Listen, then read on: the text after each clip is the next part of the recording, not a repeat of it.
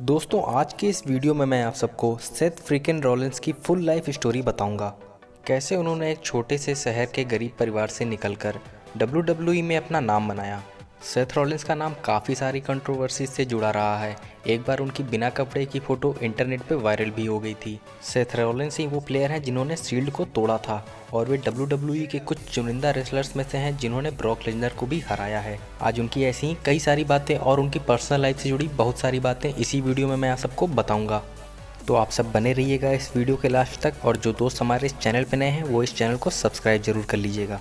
नमस्कार दोस्तों, स्वागत है आप सबका WWE रेसलिंग हिंदी में। सेथ रॉलिंस, इनका रियल नेम कॉल्बी लोपेज है। सेथ रॉलिंस का जन्म 28 मई 1986 को बफेलो लोआ यूनाइटेड स्टेट में हुआ था। सेथ रॉलिंस अपनी स्कूल की लाइफ में काफ़ी बड़े वाले इंट्रोवर्ट थे और उन्हें लोगों से मिलना या बातें करना बिल्कुल पसंद नहीं आता था। लेकिन 2004 में अपनी हाई स्कूल कंप्लीट करने के बाद सेथ रॉलिंस ने अपना लाइफ स्टाइल चेंज करने का सोचा और फिर उन्होंने शिकागो में रेसलिंग स्कूल ज्वाइन कर लिया, जहां पे उनकी ट्रेनिंग डैनी डैनियल द्वारा दी गई। और फिर 2005 से 2007 तक उन्होंने काफ़ी सारे छोटे मोटे इंडिपेंडेंट सर्किट्स में परफॉर्म किया।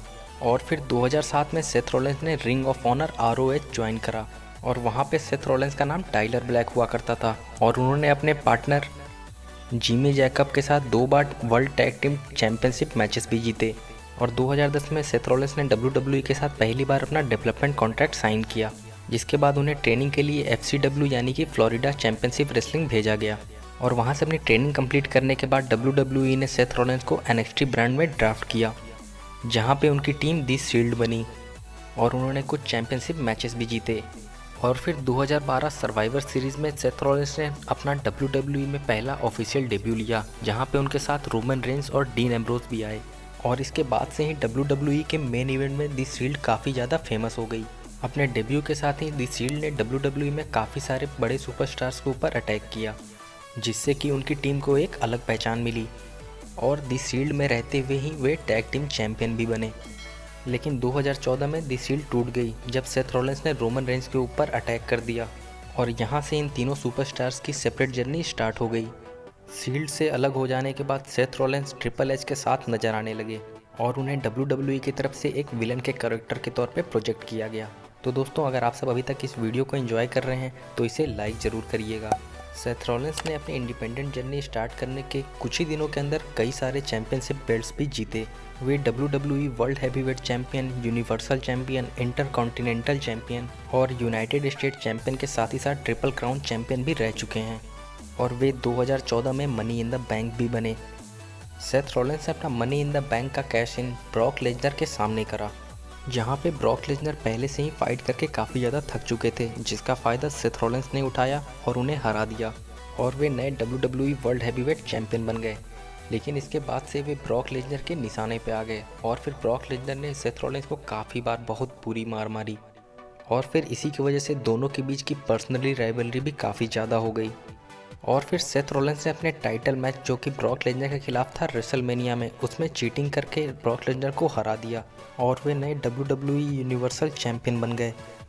और फिर अगस्त 2017 में शील्ड का रीयूनियन हुआ और 10 जुलाई 2017 को जब द मिज, कर्टिस एक्सेल और बो डैलस ने एक साथ डीन एम्ब्रोस के ऊपर अटैक कर दिया, तब सेथ रॉलिंस सामने आए और उन्होंने डीन एम्ब्रोस की हेल्प की।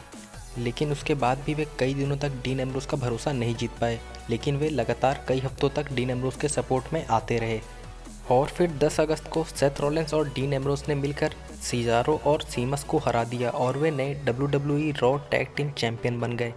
और फिर दिसंबर में हुए सर्वाइवर सीरीज़ में the Shield versus the New Day का मैच हुआ, जहां पे दी शील्ड जीत गई। लेकिन उसके कुछ ही दिनों के बाद डीन एम्ब्रोस को इंजरी हो गई और इसी की वजह से वे लगभग 9 महीने तक WWE से बाहर रहे, जिसके कारण दी शील्ड एक बार फिर से टूट गई। और अपनी इंजरी से रिकवर करने के बाद डीन एम्ब्रोस एक बार फिर से WWE में आए, लेकिन वे वहां पे ज़्यादा दिन तक नहीं रुके और उन्होंने WWE छोड़ AEW को ज्वाइन कर लिया।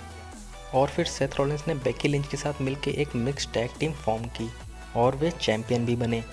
बेकी लिंच का नाम सेथ रॉलिंस के साथ उनकी गर्लफ्रेंड के तौर पे जोड़ा जाता है, लेकिन सेथ रॉलिंस की एक और गर्लफ्रेंड थी जिन्होंने उनकी प्राइवेट फ़ोटोज़ नेट पे वायरल कर दी थी, जिसके बाद से उन्हें WWE से निकाला गया था, जिसका नाम था जारा स्कैरिबर। तो दोस्तों इसके बाद आप कौन से रेसलर की फुल लाइफ स्टोरी देखना चाहते हैं, आप हमें कमेंट बॉक्स में लिख करके ज़रूर बताइएगा। इस वीडियो में फ़िलहाल के लिए इतना ही। मिलते हैं आप सबसे एक और नए वीडियो में एक और नए इंटरेस्टिंग टॉपिक के साथ। आप सबका बहुत बहुत धन्यवाद।